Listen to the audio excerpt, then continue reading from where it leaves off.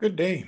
I'm Tom Bruulsema with Plant Nutrition Canada, speaking to you from Guelph, a city in Ontario, Canada, near Toronto. I'm delighted for the opportunity to speak to you, the members of the Fertilizer Association of Southern Africa, Fertasa. I want to discuss why 4R is important as a nutrient stewardship strategy. By the end of this talk, I hope you will see how relevant it is to your theme of challenges with quantification of plant nutrient use efficiency.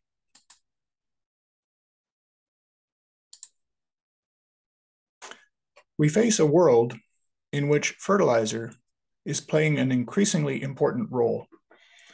A little over 2 years ago, the Fertilizer Industry Association, IFA, established this scientific panel on responsible plant nutrition. These 12 scientists work in various parts of the plant nutrition discipline. They support a vision of plant nutrition that enhances the Earth's capacity to support healthy life. Within its first year, the panel defined and has now published a new paradigm for plant nutrition that expands its disciplinary boundaries. Traditionally, plant nutrition focused on improving productivity and profitability of nutrient use in crop production. Responsible plant nutrition broadens the focus to include 4 additional areas: emissions to the environment, human nutrition, soil health, and waste recycling.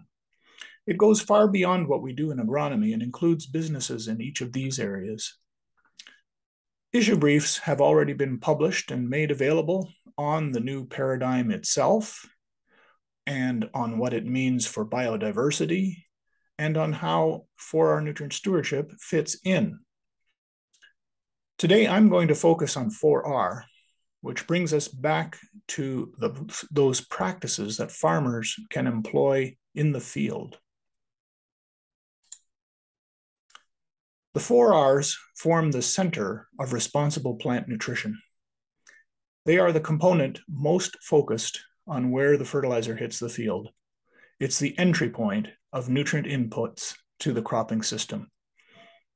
It has to be a part of integrated farm management, but it's the critical control point where nutrient inputs enter the system. Applying the right source of nutrients at the right rate, at the right time, and in the right place connects to many important outcomes here shown around the periphery of the outer circle. Among those, there is recent global emphasis on food security, on greenhouse gas emissions, and biodiversity. Making progress on these improvements demands improvements in others, including productivity, profitability, nutrient use efficiency, and soil health. Without forgetting the quality of water and air, human nutrition, livelihoods, and circularity. To implement this vision of nutrient stewardship, it needs recognition. 4R needs a broader recognition because there are many other players that need to know how it interacts with integrated farm management and the possibilities it offers for improvement of all these outcomes.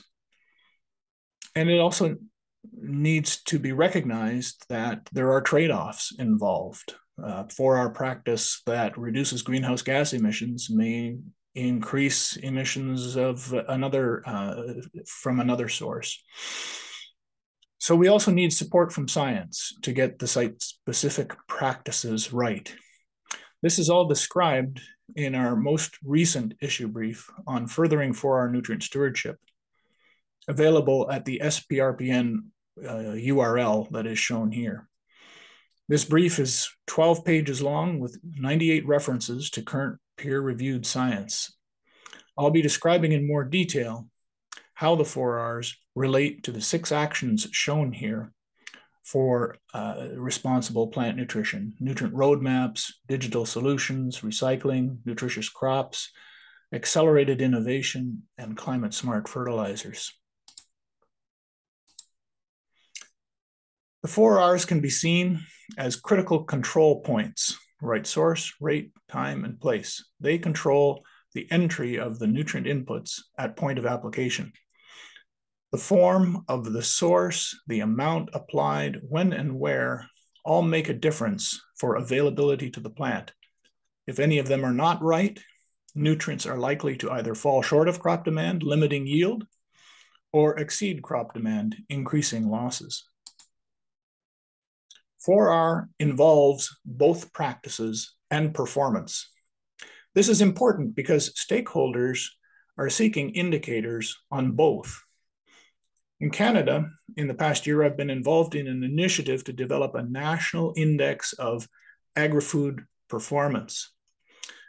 The themes and indicators agreed to after extensive consultation with a broad range of stakeholders of agri-food include greenhouse gas emissions, soil health, water, biodiversity, inputs, and waste. Most of these are outcomes, but stakeholders insisted on indicators of management for the inputs, for two critical inputs, pesticides and fertilizers. The responsible plant nutrient use component will be some measure that is related to the adoption of 4R practices across Canada.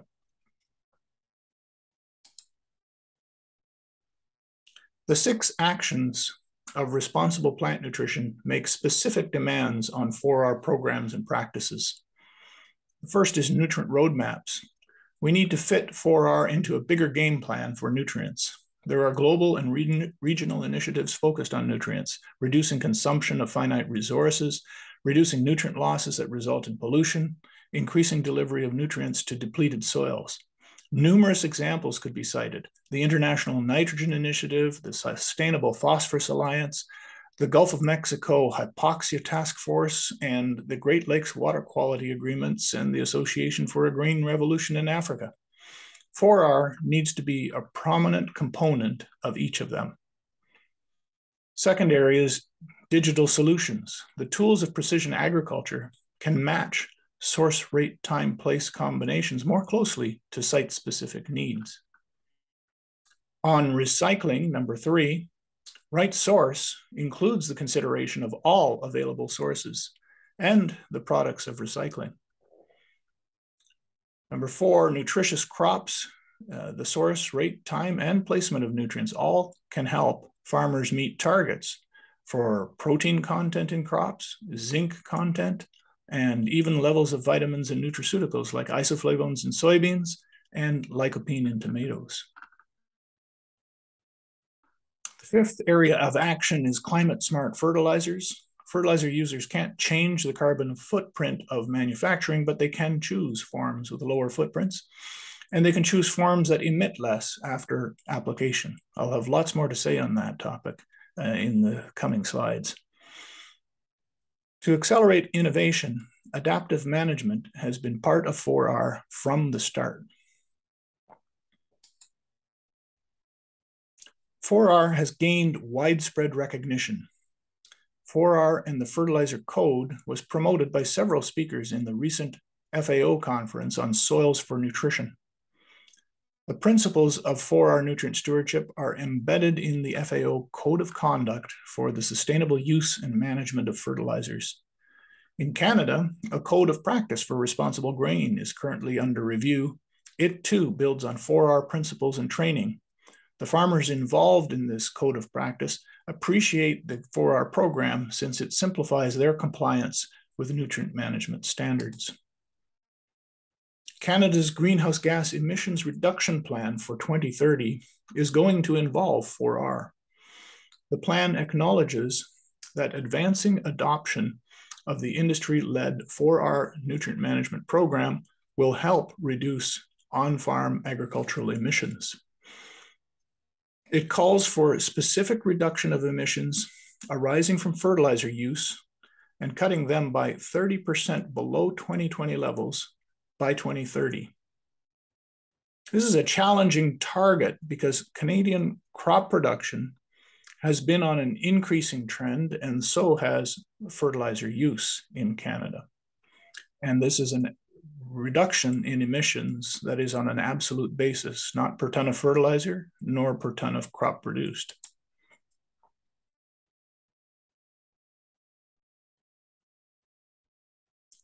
To get more specific, Agriculture and Agri-Food Canada has produced a discussion document on reducing emissions arising from the application of fertilizer in Canada's agricultural sector. It specifically talks about building this path forward for reducing these emissions by 30%. And it includes the statement that there is widespread recognition that the principles underlying the 4R practices can reduce emissions from fertilizer. The discussion document recognizes specific practices of enhanced efficiency fertilizers, EEF, and its specific kinds, those containing nitrification and urease inhibitors. And it estimates that there's potential to reduce emissions by 15 to 35%, translating to approximately 2.4 million tons of CO2 equivalents per year. And the practice of split application of fertilizer, particularly nitrogen, and this is particularly in Eastern Canada, could also provide a 15 to 35% reduction over regular nitrogen fertilizer practices. The current volume of enhanced efficiency fertilizers these kinds is about 15%, estimated by industry fertilizer use surveys. So there's large opportunity to improve. Currently, about 8% of Canada's acres, 6 million acres out of 73 million cropland acres, fall under some form of 4R designation or certification program run by Fertilizer Canada and other industry associations. The challenge is supplying the actual annual activity data. We need to know not only the percentage across Canada, we need to know where these practices are being used, because the emission coefficient does vary according to climate within Canada and according to crop. And the challenge as well is to increase the adoption. Farmers have adopted nitrification inhibitors so far based on the yield and nutrient use efficiency benefits to the farmer, but those are small in comparison to the emissions reductions as noted here.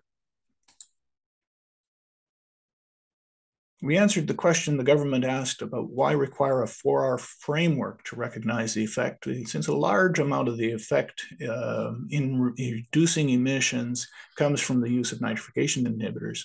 But generally, when we look at that research, it applied the inhibitors and controlled release forms using right rate, right time, right place practices. The framework for 4R requires a 4R plan, which adds additional accountability. The 4R plan should include farm-level measures of performance, yield, soil health, and nutrient use efficiency, and thus 4R applies to every nutrient, seeks to improve nutrient use efficiency, and addresses issues that are beyond climate as well. It connects to every issue associated with nutrient application. The Canadian government, along with the Cooperative Development Foundation of Canada and Fertilizer Canada, have been working together on a Canada-Africa 4R solution project. This project is aimed at raising the incomes for 80,000 smallholder farmers in Ethiopia, Ghana, and Senegal. These two cropping guides for maize and soybean in northern Ghana were published in the last year, and they're available for download at the 4R Solutions website indicated here, 4rsolution.org.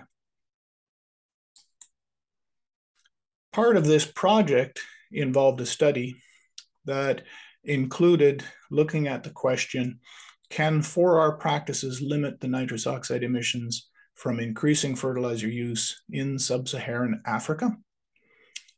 The study used FAO projections for increased nitrogen fertilizer use and the potential emissions using IPCC Tier 1 methods. It then considered the potential influence of 4R practices similar to those for Canada, including nitrification inhibitors. We assumed that for the baseline period of 2015-2017, there was no use of 4R, and then it increased to 30% by 2030 and 50% by 2050. And what we're showing here is that assuming 50% adoption of 4R practices that were good enough to reduce nitrous oxide emission by 25%, the reduction would amount to 3.4 million tons of CO2 equivalents, which is a substantial amount. Of course, there's a large amount of emissions remaining, and this is going to become an increasing issue as Africa increases its fertilizer use to meet the projected coming demands for 2050. This is just a first cut exploratory analysis and requires more measurements. Considering that the food demand from this area is going to require at least this large an increase in nitrogen fertilizer use, 4R practices to limit emissions will be important. 4R has achieved recognition as a concept and framework and has potential to contribute measurable improvements of productivity, nutrient use efficiency, and emission reduction. What does the concept of responsible plant nutrition imply for the future of 4R? To produce real performance, it needs to address 3 areas of challenge: future farming systems, new core principles, and contribute to sustainability performance reporting. This is kind of an outline of what is all contained in this issue brief on furthering 4R nutrient stewardship. Future 4R programs need to integrate with future farming systems. Cropping systems will change to address society's goals for more regenerative, circular, and nature-based systems that conserve soil, integrate with livestock, intensify, and produce better human health and nutrition through better diets and biofortification. Digital tools support more than 4R. They need to provide decision support to the whole farm system. The figure shows that management choices for good agronomy, crop diversity, drainage, livestock, pests, seeds, soil conservation, and water also influence the flows of farm nutrients and impacts of their use. More evidence needs to be collected at the farm level to find what works through adaptive management. Weather-responsive sensors and crop growth models need to be part of the suite of data-driven solutions. The second area of change is new core principles. We start here with 4 new principles proposed for right source. The 4 include supplying nutrients in quantifiable and available forms, using climate-smart forms, using recycled forms, and considering biological inoculants. They add to the original principles listed here as well. The first new principle is actually a modification of an original principle: supply nutrients in plant available forms. The form available may be immediate or slowly releasing, but the nutrient content must be known if crop requirements are to be met. And this is what's meant by quantifiable. Commercial fertilizers are sold based on their grade, easily quantifiable. Manures and recycled sources can be analyzed for nutrient content and availability. Alternatively, nutrient content tables can be used. The second new principle for right source is to use climate-smart forms. Climate-smart forms of fertilizer need to generate less emission in both their manufacture and post-application. Our focus here is on inhibiting the loss after application and improving the nutrient use efficiency as parts of the greenhouse gas footprint that are more under farmers' control. There are industry initiatives underway to produce lower emissions in the manufacture of ammonia as well, green and blue ammonia. The scientific recognition of the effects of nitrification inhibitors is very solid, and the 2019 refinement to the IPCC guidelines for compiling national greenhouse gas inventories includes specific mention of nitrification inhibitors and the evidence supporting them. And some of the evidence looks like this. The meta-analysis of Tapa et al. Found over 40% reduction in emissions from the nitrification inhibitors DCD and nitropyrin, a 20% reduction for polymer-coated urea, the relative effects on yield are much, much smaller, and meaning that there's much more benefit to society from the nitrous oxide emission reduction than there is to the farmer in terms of yield improvement and nutrient use efficiency improvement. The new source principle number 3 is to use recycled forms where feasible, and there are industry initiatives underway here as well. The company Ostara markets Struvite, which is a slow-release phosphate, which is recovered from wastewater treatment. Sustera is an example of a fertilizer that is using food wastes as an organic input to the fertilizer that includes some nutrients as well. And the other nutrient source principle is to consider biological inoculants, the most well-known of which is the use of rhizobium inoculants on legumes, but there are a whole range of other products now being developed that enhance the plant's ability to utilize nutrients. A lot needs to be sorted out yet as to which of these products are effective. In terms of core principles for right rate, the new one is to address variability in crop response from year to year. Crop response is not the same, and most standard recommendations remain the same from one year to the next. And this needs to be addressed. There's a lot of work being done in this area. Addressing changes in nutrient need through the growing season and being able to adapt to changing growing conditions.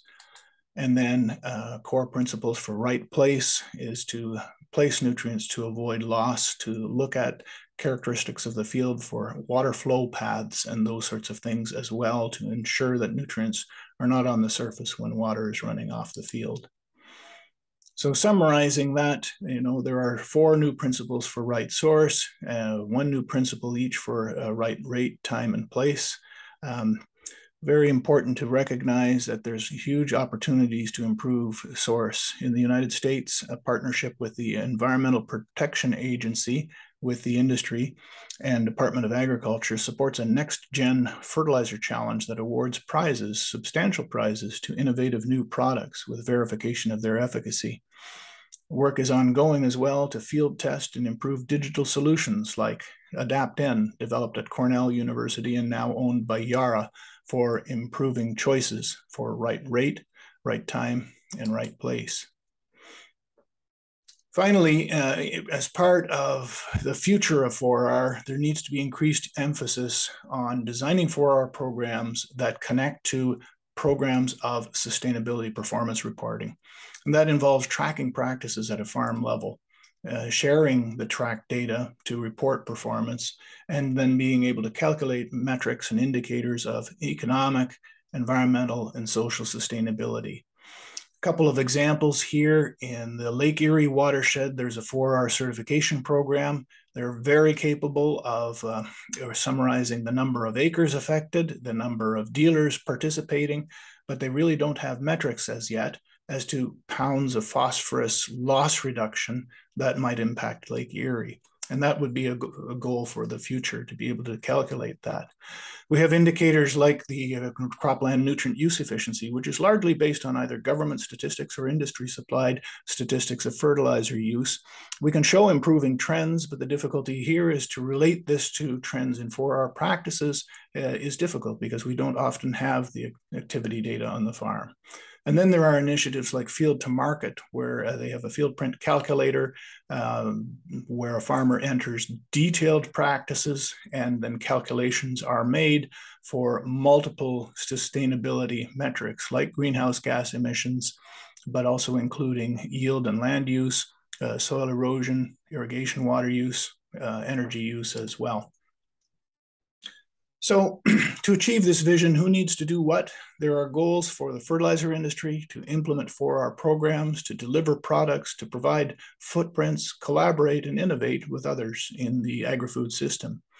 Fertilizer retailers, agri-service providers, and crop advisors need to provide recommendations to collaborate in adaptive management on the farm and meet 4R standards as they develop. Farmers need to use adaptive management, share data, and use local nutrient resources appropriately. Scientists need to define and describe 4R practices, develop methods to link practices to performance, and governments need to recognize 4R practice adoption, support data collection, and incentivize innovation. There are also roles for food traders, civil society organizations, and investors. What will success look like? Farmers that are willing to share data, collaboratively developed 4R practice standards, digital technology use increasing, a green label recognizing 4R standards, nutrients from manure used as well as those from fertilizer, regenerative cropping systems use 4R, and standards to assess nutrient stewardship, and 4R standards recognized by buyers of agricultural commodities. Achieving this by 2030 is, I think, a grand challenge for our industry, for us in the fertilizer industry who work to distribute fertilizers and the recommendations supporting them to farmers. So why is 4R nutrient stewardship important? I hope I've been able to show you and convince you that 4R nutrient stewardship is relevant to many of the critical issues facing agriculture today. It's widely recognized by the FAO, by governments, within the industry, needs more recognition yet by farmers. We need to carry that further. It's connected, is very, very much connected to the 6 actions of responsible plant nutrition. And 4R nutrient stewardship, while it's a global theme, it emphasizes practices that are specific to the needs of each crop, of each soil, each climate in which nutrients are used. I've only been able to give you a brief overview here of what's new in this issue brief, so I'd encourage you to follow this link to this website and find out more by reading Furthering 4R Nutrient Stewardship. Thank you for the opportunity to speak with you today, and I wish you the best for a successful conference.